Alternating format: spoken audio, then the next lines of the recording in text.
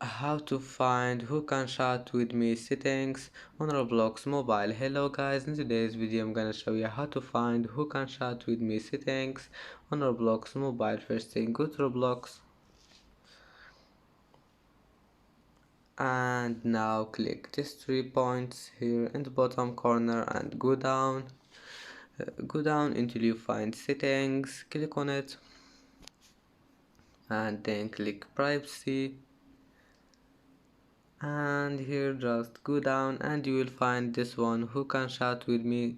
Click on it and you can make it for everyone or no one. And that's how to find who can chat with me settings on Roblox mobile. And that's it for today's video.